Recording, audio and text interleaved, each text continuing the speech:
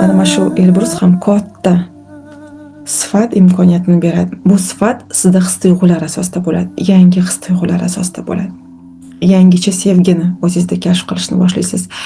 Yangi his-tuyg'u, yangi sevgi, yangicha munosabat, umuman olganda hayotga qarash. 2026-yilga kirishdan oldin fundament yaratish jarayonini amalga oshiramiz.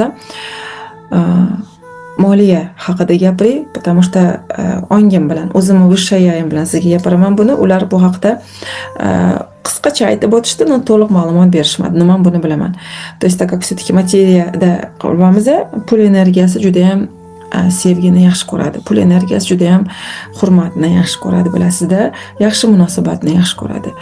Pul energiyasida, то есть qanchalik darajada siz sofligingiz bo'lsa, shunchalik darajada sizdagi moddiylik imkoniyatlari ham oshadi. Agardiki sizda destruktiv, negativ holatlaringiz ko'p bo'lsa, biling, pul energiyasi sizdan qochadi. Sразу aytaman sizga. Ayniqsa hozirgi 4D prostranstvosida. Qizg'anchiqlik, norozichilik, abidalar bo'lsa, alam, любой destruktiv energiya bo'ldi. Siz o'zingizga pul yangi davrning imkoniyatlarini ochib berish asosidagi olib borilayotgan energiyalarda pulni qochirtirasiz hayotingizdan. Pul energiyasini, pul dasturlarini, nafaqatgina pul energiyasi, pul bilan bog'liq bo'lgan barcha dasturlarda sizda o'zini bir to'xtalish holatini shakllantiradi.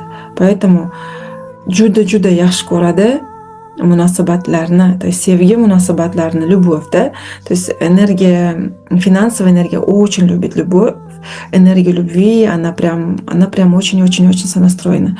И тем больше любви мы даем осознанно, tем больше у нас возможность раскрывается в материи. Materiyada shunchalik darajada imkoniyatlarimiz ochilinadi. Da любой narsaga siz sevgi bering. Bu misoldan aytardik, sevgi berdim, o'zgardi bu odam. Tam oddiy bir narsada sevgi berdim, o'zgardi. Siz o'zingizdagi bu imkoniyatni, sevgi taratuvchilik jarayonini amalga oshirasiz. Siz tushunishingiz kerak, ruhiy rivojimizda hammamiz hozir ruhiy rivojdagi insonlarmiz. Muhim, ahamiyatli bo'lgan jarayon bu sevgi, qalb chakrasi bo'lib hisoblanadi. Qanchalik darajada qalbimizni ochsak, shunchalik darajada biz nima qilamiz? O'zimizda пробуждение, ya'ni uyg'onish imkoniyatlarini kengaytiramiz. Bu oxiri yo'q bo'lgan jarayon bo'lib hisoblanadi.